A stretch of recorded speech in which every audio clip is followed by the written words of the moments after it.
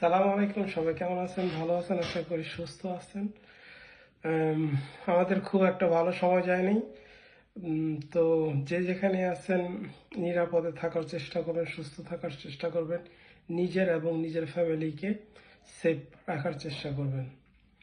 তো আমাকে ইদানিং অনেকেই নক করছে, স্পেশালি যারা ইউরোপের বিভিন্ন কান্ট্রিতে থাকে, যাদের টিআরসি বা টেম্পোরারি রেসিডেন্স পারমিট আছে।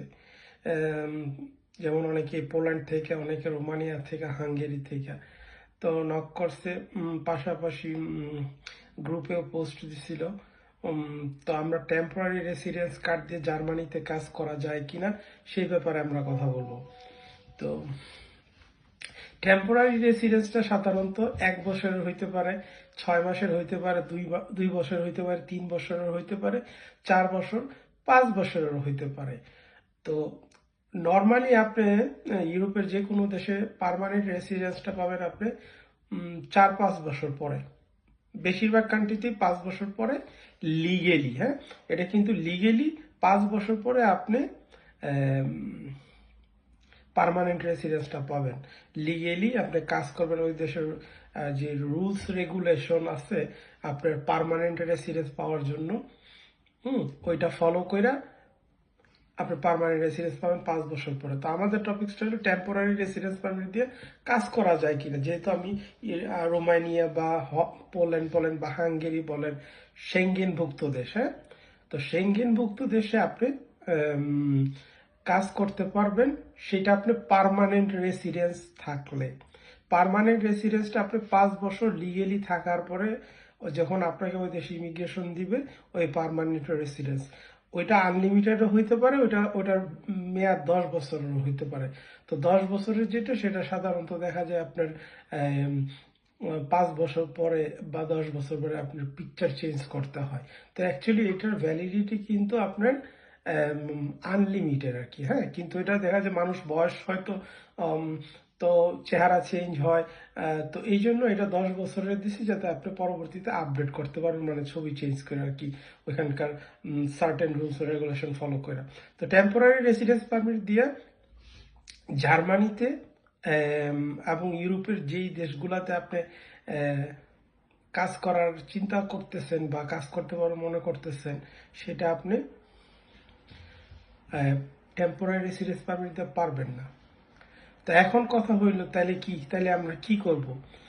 নাম্বার 1 সলিউশন হইল আপনি যেই দেশে বসবাস করেন সেই দেশে আপনি 5 বছর লিগেলি থাকেন।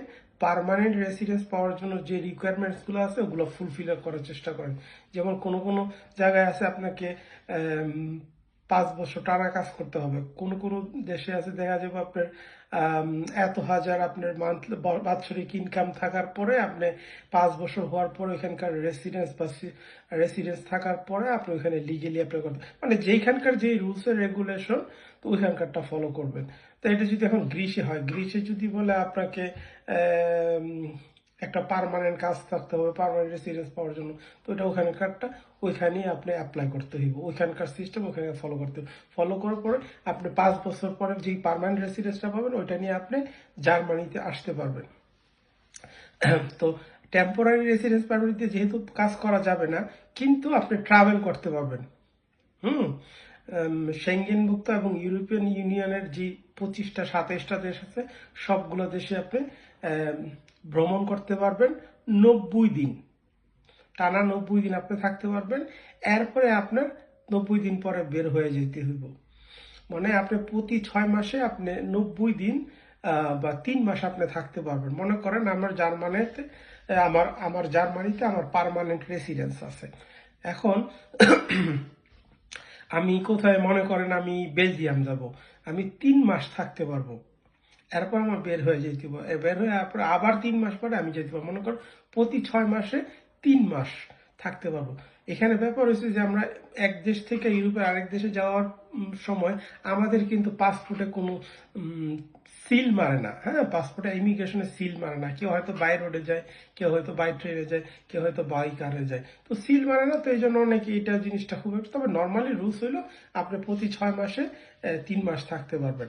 তো এখন আপনি পার্মানেন্ট রেসিডেন্স পাওয়ার পর জার্মানিতে আসতে পারেন। টেম্পোরারি রেসিডেন্স যদি আপনার থাকে, কিন্তু তারপর আপনি যদি জার্মানিতে কাজ করতে চান, এখানে একটা জিনিস মনে রাখতে হইব, আপনি কেউ যদি আপনাকে জব অফার লেটার দেয়, হুম, আপনি যদি আপনাকে কেউ একটা জব অফার লেটার দেয় ফুল টাইম জব, আপনি এখানে আসবেন, আইসা যে কোনো একটা ইমিগ্রেশনে, আপনার ওই জব অফার লেটার নিয়ে, আপনার ডকুমেন্টস নিয়ে, আপনার পাসপোর্ট, বাংলাদেশি পাসপোর্ট এবং রোমানিয়ার এসিএন পারমিট নিয়ে আপনি ইমিগ্রেশনে যাবেন।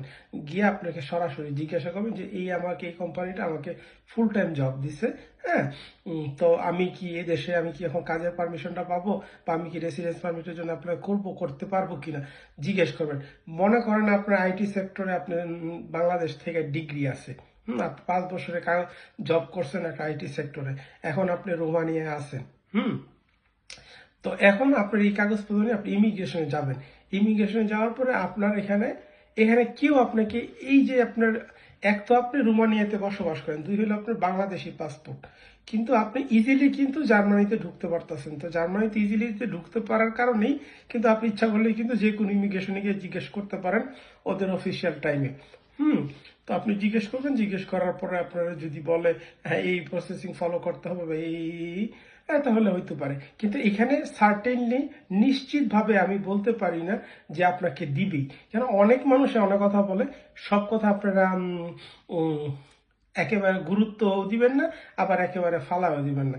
কিছু কিছু মানুষ আছে যারা অথেন্টিক ইনফরমেশন দেয়, তারা শুনে না, আপনার তাদের ক্ষেত্রে ঘটছে বা হয়তো আরেকজনের ক্ষেত্রে ঘটছে, তারা জানে এক্সপিরিয়েন্স থাকার কারণে, তো তারা এই জিনিসগুলো আপনার আরেকজনের সাথে শেয়ার করে। তো এই হলো মোটামুটি টেম্পোরারি রেসিডেন্স পারমিট দিয়ে আপনি সেঙ্গেনভুক্ত দেশে কাজ করতে পারবেন কি পারবেন না, সেটা আমাকে অনেকে জানতে চাইছেন।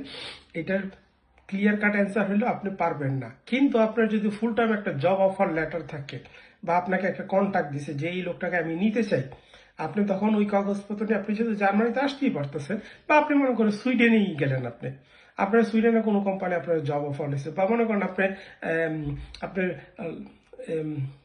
লরি চালান আপনি, হ্যাঁ লরি, আপনি গ্রিসের আপনার টেম্পোরারি রেসিডেন্স পারমিট আছে, আপনার বাস বা লরি আমরা বলি না, বড় ট্রাক, ওগুলোর লাইসেন্স আছে। তো এখানে মনে করেন, বা আপনি হয়তো বড় কোনো শেফ, হ্যাঁ, তো এখানে আপনাকে একটা হয়তো কোনো 5 স্টার বা 3 স্টার হোটেলে আপনার একটা জব অফার লেটার দিল বা কন্ট্রাক্ট দিল, তখন আপনি যান।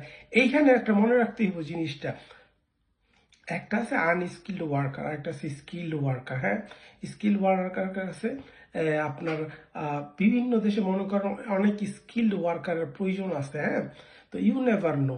তা আপনি যান, আপনার যদি ডকুমেন্টস থাকে, যেহেতু আপনি যাইতেই পারতেছেন, এইভাবে আপনি মনে করেন যে জিনিসটা আপনি শিওর না, কিন্তু ইচ্ছা করলে হয়তো একটু চেষ্টা করলে আপনার হইতে পারে।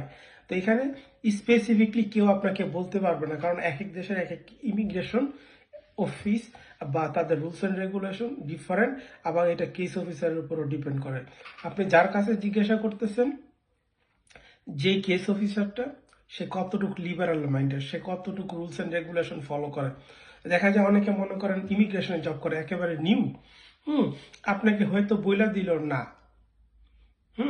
কিন্তু এটা হয়তো বা দেখা যাবে, ওইটা হয়তো বা আপনি এটা করা যায়, এটা প্রসেসিং আছে, নাথিং ইজ ইম্পসিবল। তো আমি সবাইকে বলবো, যাদের টেম্পোরারি রেসিডেন্স পারমিট আছে কিংবা ফুল টাইম জবের একটা অফার আসছে, বা স্কিল্ড মনে করেন, বা স্কিল বা আনস্কিল যেটাই হোক, আপনি একটা ট্রাই করেন, আপনি আসেন, আইসা একটা যে কোনো একটা ইমিগ্রেশনে আপনি যান, যে আপনি জিজ্ঞেস করেন অফিসিয়াল আওয়ারে। তো ঠিক আছে, ভালো থাকেন, সুস্থ থাকেন, আশেপাশে মানুষকে ভালো রাখার চেষ্টা করেন। আল্লাহ হাফেজ, আসসালামু আলাইকুম।